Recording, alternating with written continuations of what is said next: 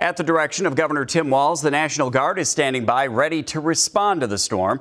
Their focus for now is in southern Minnesota, with Guard members now stationed at armories in Albert Lea, Fairmont, Owatonna, and Redwood Falls. We have the vehicles there necessary to rescue motorists if required from their cars, and we're prepared when the call comes. Connor White gives us a first-hand look at the preparation. He joins us live in Owatonna tonight. Connor. Derek, you'll notice, unlike Minneapolis so far, not much is actually coming down from the sky. We don't have any snow on the ground, though the wind is a little bit strong here so far. Behind me, that gate, crucially, is remaining open for the time being. That's what would block you from getting onto I-35 here in Owatonna if they decide to close the highway. And that's possible with the snow and the sleet mix that is slated to come down overnight. As for the National Guard, it's really up to Steele County to call them in if people end up needing their services. The folks that we spoke to around here say they're hoping to avoid those kinds of dangerous scenarios altogether.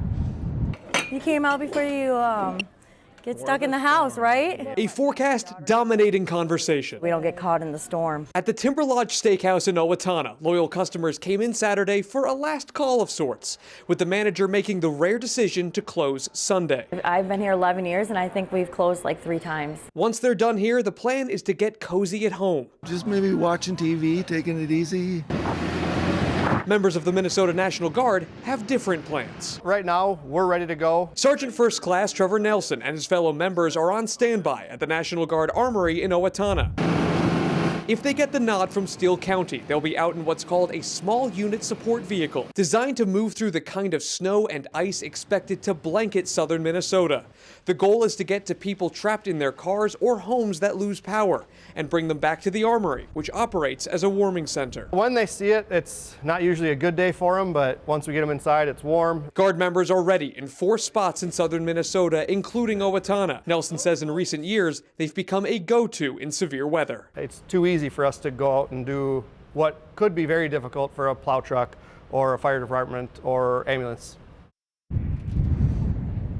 The operations director for the Minnesota National Guard says that they are flexible and there are Guard members stationed throughout the state, so they could move closer to the metro as needed depending on the conditions with this storm.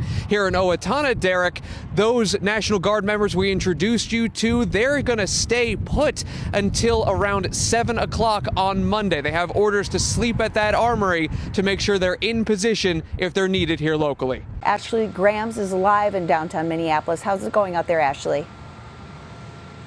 Lisa, well, you can see how quickly the snow is coming down just in the last 10 minutes. I'm going to wipe this off because it started to pile up. You can see the streets are covered out here. It could be a challenging night for crews in Minneapolis as we head into tomorrow. They have 1,000 miles of streets to plow, and they say it could be Monday or Tuesday before they get to those residential streets.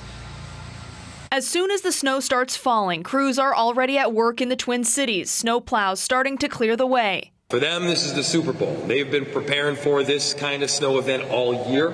Public Works crews saying they're prepared for a tremendous amount of snowfall, calling it an all-hands-on-deck situation with the storm expected to intensify overnight. It's going to be inconvenient. There's no way around that. But just recognize this could be a historical event. Please don't be on the roads this evening after midnight.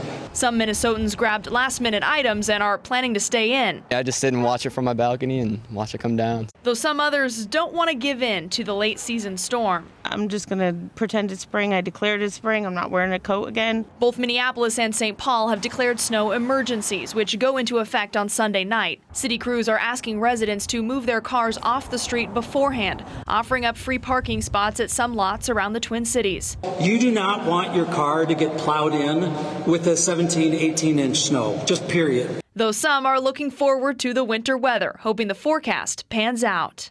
I want to see snow in the morning. I really do, because my dog will love it. I know kids who will enjoy the time outside. But we definitely know he's going to see some snow in the morning. Just how much are we going to see? Now, a good rule of thumb is to check your city website for extra information. If you need to know the address for those free parking lots for Minneapolis and St. Paul, or any extra details about those snow emergencies. Derek? All right, I see they're already cleaning up behind you there, Ashley. Thank you.